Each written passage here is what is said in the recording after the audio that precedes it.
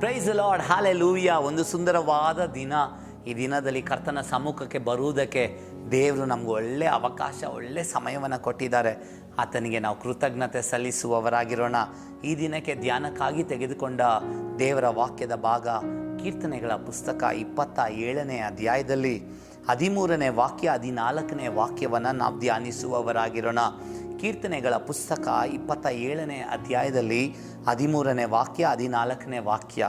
ಈ ವಾಕ್ಯವನ್ನು ನಾನು ನಿಮಗಾಗಿ ಓದುವವನಾಗಿರ್ತೇನೆ. ಜೀವಲೋಕದಲ್ಲಿಯೇ ಯೆಹೋವನ ದಯೆಯನ್ನು ಅನುಭವಿಸುವೆನೆಂದು ದೃಢವಾಗಿ ನಂಬಿದ್ದೇನೆ. ಯೆಹೋವನನ್ನು ನಿರೀಕ್ಷಿಸಿಕೊಂಡಿರು, ದೃಢವಾಗಿರು, ನಿನ್ನ ಹೃದಯವು ಧೈರ್ಯದಿಂದಿರಲಿ. ಯೆಹೋವನನ್ನು ನಿರೀಕ್ಷಿಸಿಕೊಂಡೇ ಇರು. ಪ್ರಾರ್ಥನೆ ಮಾಡ್ಕೊಳ್ಳೋಣ. ಸರ್ವಶಕ್ತನಾದ ದೇವರೇ, ಈ ಬೆಳಗಿನ ಸಮಯದಲ್ಲಿ ನಿನ್ನ ಸನ್ನಿಧಾನಕ್ಕೆ ಬಂದಿದ್ದೇವೆ. ನಮ್ಮೊಟ್ಟಿಗೆ ನೀನು ಮಾತನಾಡು ಅಪ್ಪ. ನಿನ್ನ ವಾಕ್ಯವನ್ನು ನಾವು ಕೇಳಿಸಿಕೊಳ್ಳುವುದಕ್ಕೆ, ಅರ್ಥ ಮಾಡಿಕೊಳ್ಳುವುದಕ್ಕೆ, ಗ್ರಹಿಸುವುದಕ್ಕೆ ನಮಗೆ ಸಹಾಯ ಮಾಡು. ನಮ್ಮ ಕಿವಿಗಳನ್ನು ತೆರೆ, ಆತ್ಮಿಕ ಮನೋನೇತ್ರಗಳನ್ನು ತೆರೆ. ನಿನ್ನ ವಾಕ್ಯವನ್ನು ಅರ್ಥ ಮಾಡಿ ನಿನ್ನ ವಾಕ್ಯದ ಪ್ರಕಾರ ಜೀವಿಸುವುದಕ್ಕೆ ನಮಗೆ ಸಹಾಯ ಮಾಡು. ಯೇಸುವಿನ ನಾಮದಲ್ಲಿ ಪ್ರಾರ್ಥಿಸಿ ಬೇಡಿದ್ದೇವೆ ಜೀವುಳ್ಳ ತಂದೆಯೇ, ಆಮೇನ್. ಒಂದು ಸುಂದರವಾದ ವಾಕ್ಯದ ಭಾಗ. ಈ ವಾಕ್ಯ, ಈ ಪುಸ್ತಕ, ಈ ಅಧ್ಯಾಯದ ಹಿನ್ನೆಲೆಯನ್ನು ನಾವು ನೋಡುವುದಾದರೆ, ದಾವೀದನು ರಾಜ ಒಬ್ಬ ಮನುಷ್ಯನಿಂದ ಓಡ್ತಾ ಇದ್ದಾನೆ. ಅವನ ಹೆಸರೇ ಸೌಲನು. ಸೌಲನು ರಾಜನೇ, ದಾವೀದನು ರಾಜನೇ. ಆದರೆ ಈ ಸ್ಥಳದಲ್ಲಿ ನಾವು ನೋಡ್ತೇವೆ, ಸೌಲನು ದಾವೀದನನ್ನು ಕೊಲ್ಲಬೇಕು ಎಂಬುದಾಗಿ ಹುಡುಕ್ತಾ ಇದ್ದಾನೆ. ಒಂದು ಗಂಡಾಂತರದಲ್ಲಿ,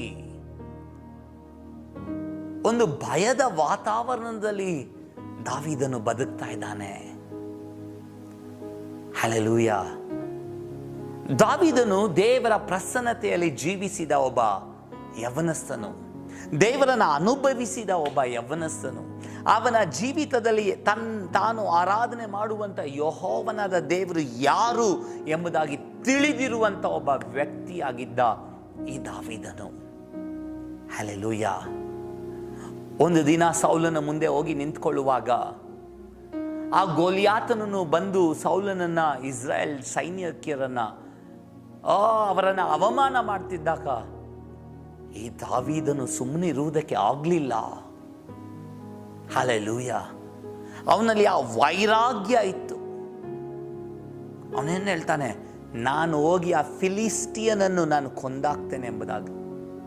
ಸೌಲನು ಕೇಳ್ತಾನೆ, ಅಯ್ಯೋ, ಅಷ್ಟು ಗಾತ್ರವಾದ ಮನುಷ್ಯನನ್ನು ಹೋರಾಡುವುದಕ್ಕೆ ಸಾಧ್ಯನಾ? ಬೈಬಲ್ ಹೇಳ್ತದೆ, ಇಂಗ್ಲೀಷಲ್ಲಿ ಸ್ಪಷ್ಟವಾಗಿ ಸುಂದರವಾಗಿ ಹೇಳ್ತದೆ, he was called the hero of the Philistines. ಅವನನ್ನು ಹೀರೋ ಆಗಿ ನೋಡ್ತಾ ಇದ್ರು ಫಿಲಿಸ್ಟಿಯರು. ಇಸ್ರಾಯೇಲ್ಯರೋ ಅವನನ್ನು ಒಬ್ಬ ಗಾತ್ರವಾದ ಮನುಷ್ಯನ, ಅವನ ವಿರುದ್ಧ ನಾವು ಹೋರಾಡಕ್ಕಾಗಲ್ಲ ಅಂತ ಅಂದ್ಕೊಂಡಿದ್ರು. ಆದರೆ ದಾವೀದನು ಸೌಲನ ಹತ್ರ ಹೇಳ್ತಾನೆ, ನಾನು ಹೋಗಿ ಅವನ್ನ ಕೊಲ್ತೀನಿ. ಸೌಲನ್ ಕೇಳ್ತಾನೆ, ನಿಂಗೇನಾದ್ರು ಎಕ್ಸ್ಪೀರಿಯನ್ಸ್ ಇದೆಯಾ? ತಗೋ, ಈ ಬಟ್ಟೆ ಎಲ್ಲ ಹಾಕೋ, ಯುದ್ಧಕ್ಕೆ ಬೇಕಾಗಿರುವಂಥ ವಸ್ತ್ರ ಇದೆ, ಹಾಕೋ ಅಂತ. ಅವನು ಹಾಕ್ಕೊಳ್ತಾನೆ. ದಾವೀದನು ಹಾಕ್ಕೊಂಡು ಒಂದು ಹೆಜ್ಜೆ ಇಡ್ತಾನೆ, ನಡೆಯೋಕ್ಕಾಗಲ್ಲ. ಅವನು ಹೇಳ್ತಾನೆ, ಇದೆಲ್ಲ ನನಗೆ ಬೇಡ. ನನ್ನನ್ನು ಸಿಂಹದ ಬಾಯಿಂದಲೂ, ನನ್ನನ್ನು ಕರಡಿಗಳ ಬಾಯಿಂದಲೂ ನನ್ನನ್ನು ತಪ್ಪಿಸಿದ ನನ್ನ ದೇವರು ಈ ಫಿಲಿಸ್ಟಿಯನ ಕೈಯಿಂದಲೂ ನನ್ನನ್ನು ತಪ್ಪಿಸ್ತಾನೆ ಎಂಬುದಾಗಿ. ಹಲ್ಲೆಲೂಯಾ. ಅವನಲ್ಲಿ ನೋಡಿ ಎಷ್ಟು ದೊಡ್ಡ ನಂಬಿಕೆ. ಅವನು ಯಾರಲ್ಲೂ ನಂಬಿಕೆ ಇಟ್ಟಿಲ್ಲ. ಅವನು ಈಟಿ ಬರ್ಜಿಗಳ ಬಳಿ ನಂಬಿಕೆ ಇಟ್ಟಿಲ್ಲ. ಗೋಲಿಯಾತನು ಅದೇ ಕೇಳ್ತಾನೆ, ನಾಯ ಒಂದು ಕಡ್ಡಿ ತಗೊಂಡು ಬರ್ತಾ ಇದೀಯಾ? ಹಲ್ಲೆಲೂಯಾ. ಆದರೆ ದಾವೀದನು ಹೇಳ್ತಾನೆ, ನೀನಾದರೂ ಈಟಿ ಬರ್ಜಿಯಿಂದ ನನ್ನ ವಿರುದ್ಧ ನಿಂತ್ಕೊಂಡಿರಬಹುದು, ನನ್ನ ವಿರುದ್ಧ ಬರಬಹುದು, ಆದರೆ ನಾನು ನಿನ್ನ ವಿರುದ್ಧ ಯೆಹೋವನ ನಾಮದಲ್ಲಿ ಬರ್ತೇನೆ. I come against you in the name of the Lord. ನಾನು ಯೆಹೋವನ ನಾಮದಲ್ಲಿ ಬರ್ತಾ ಇದ್ದೇನೆ ನಿನ್ನ ವಿರುದ್ಧ.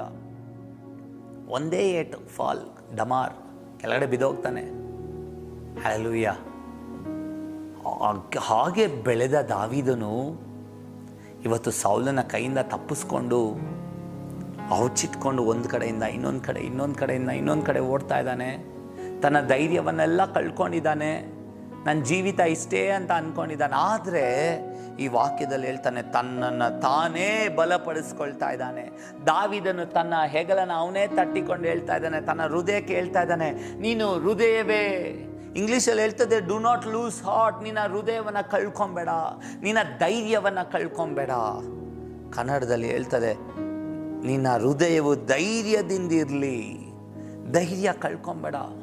ಇವತ್ತು ಅನೇಕ ಸಮಯ ನಾವು ಯೇಸು ಸ್ವಾಮಿನ ನಂಬಿದ್ರೂ ನಾವು ನಮ್ಮ ಧೈರ್ಯವನ್ನು ಕಳ್ಕೊತೇವೆ. ಧೈರ್ಯ ಕಳ್ಕೊಂಡ್ರೆ ಏನಾಗುತ್ತೆ?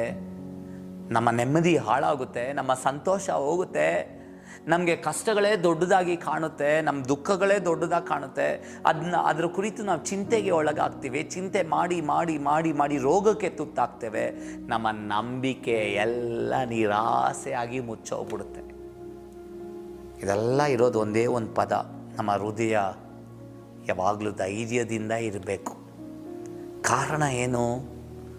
ನಮ್ಮನ್ನು ಇಷ್ಟು ದಿನ ನಡೆಸಿದ ಯೆಹೋವನಾದ ದೇವರು ನನ್ನನ್ನು ನಾಳೆಯೋ ಇಂದು ಈ ಪರಿಸ್ಥಿತಿಯ ಮಧ್ಯದಲ್ಲಿಯೂ ನನ್ನನ್ನು ನಡೆಸ್ತಾನೆ ಎಂಬುದಾಗಿ ಒಂದು ಧೈರ್ಯ ನಮ್ಮಲ್ಲಿ ಇರಬೇಕು. ದಾವೀದನು ಅದೇ ಹೇಳ್ತಾ ಇದ್ದಾನೆ, ಡು ನಾಟ್ ಲೂಸ್ ಹಾರ್ಟ್.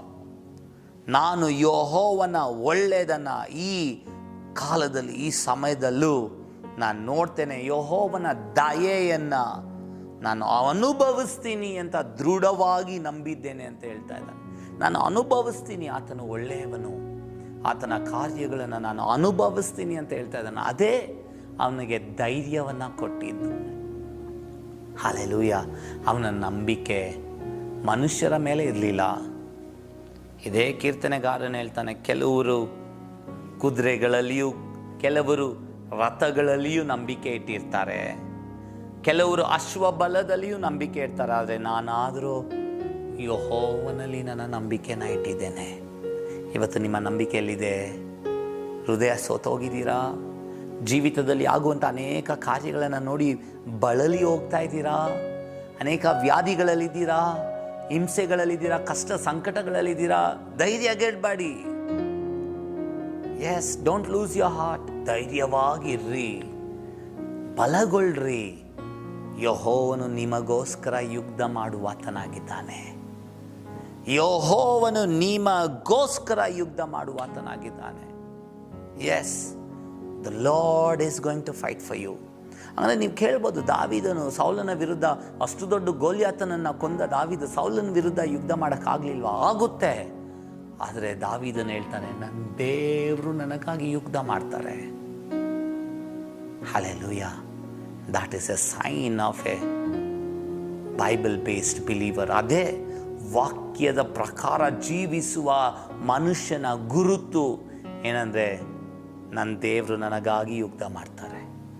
ಇವತ್ತು ನಿಮಗೆ ದೇವ್ರು ಏನು ಹೇಳೋದು ಗೊತ್ತಾ? ನಿನ್ನ ಹೃದಯವನ್ನು ಕಳ್ಕೊಂಬೇಡ,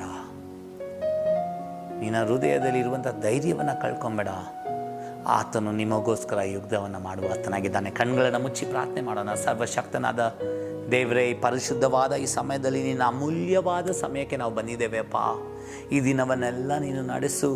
ದಾವೀದನ ಹಾಗೆ ಅನೇಕ ಪರಿಸ್ಥಿತಿಗಳ ಮಧ್ಯದಲ್ಲಿ, ಸ್ವಂತ ಜನರಿಂದಲೇ, ಗೊತ್ತಿರುವವರ ಮಧ್ಯದಲ್ಲೇ, ಅನೇಕ ಪರಿಸ್ಥಿತಿಗಳ ಮಧ್ಯದಲ್ಲಿ ಹಾದು ಹೋಗ್ತಿರುವಂಥ ನಿನ್ನ ಪ್ರೀತಿಯ ನಿನ್ನ ಜನರನ್ನ ನಿನ್ನ ಕೈಗಳಲ್ಲಿ ಒಪ್ಪಿಸ್ತಾ ಇದ್ದೇನೆ. ಅವರ ಜೀವಿತದಲ್ಲಿ ಒಂದು ದೊಡ್ಡ ಬದಲಾವಣೆಯನ್ನು ತಗೊಂಬಪ್ಪ. ಅವರ ಜೀವಿತದಲ್ಲಿ ದೊಡ್ಡ ಬದಲಾವಣೆಯನ್ನು ನೀನು ತೆಗೆದುಕೊಂಬ. ಅದನ್ನು ನಾವು ಕಾಣುವುದಕ್ಕೆ ಸಹಾಯ ಮಾಡು. ನಿನ್ನ ದಯೆಯನ್ನು, ನಿನ್ನ ಒಳ್ಳೆಯದನ್ನು ಅನುಭವಿಸುವುದಕ್ಕೆ ನಿನ್ನ ಜನರಿಗೆ ಸಹಾಯ ಮಾಡು. ರಕ್ತದಲ್ಲಿ ಮರೆ ಮಾಡು, ಕಾಪಾಡಿ ನಡೆಸು.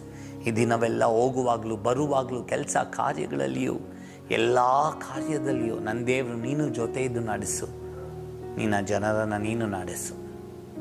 ಯೇಸುವಿನ ನಾಮದಲ್ಲಿ ಪ್ರಾರ್ಥಿಸಿ ಬೇಡಿದ್ದೇವೆ ಜೀವುಳ್ಳ ತಂದೆಯೇ, ಆಮೇನ್. ದೇವ್ರು ನಿಮ್ಮನ್ನ ಆಶೀರ್ವದಿಸಲಿ. ಒಂದು ಒಳ್ಳೆಯ ದಿನವನ್ನು ದೇವರ ಪ್ರಸನ್ನತೆಯಲ್ಲಿ ಅನುಭವಿಸ್ರಿ. ಅನೇಕರಿಗೆ ಆಶೀರ್ವಾದವಾಗಿರ್ರಿ. ಈ ವಾಕ್ಯ ನಿಮ್ಗೆ ಆಶೀರ್ವಾದವಾಗಿದ್ದರೆ ಬೇರೆಯವ್ರ ಹತ್ರ ಹಂಚ್ಕೊಳ್ಳೋದಕ್ಕೆ ದುಃಖ ಪಡಬೇಡ್ರಿ, ಆರಾಮಾಗಿ ಹಂಚ್ರಿ ಈ ವಾಕ್ಯವನ್ನು. ಅನೇಕ ಜನರನ್ನ ದೇವರು ಬಲಪಡಿಸಲಿ. God bless you. ಆಮೇನ್.